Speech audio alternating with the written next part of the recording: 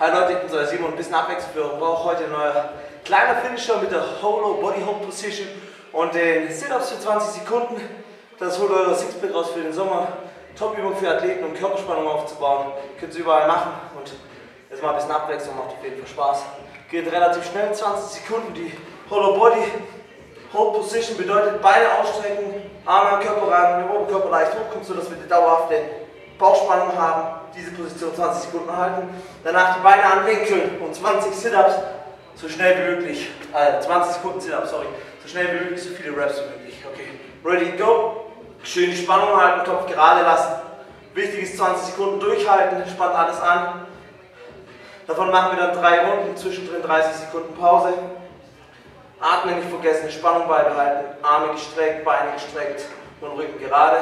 4, 3, 2, 1, Beine anwinkeln und 20 Sekunden lang Sit-Ups.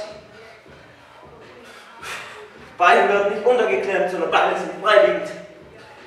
Und so schnell wie möglich hoch. Noch 8 Sekunden.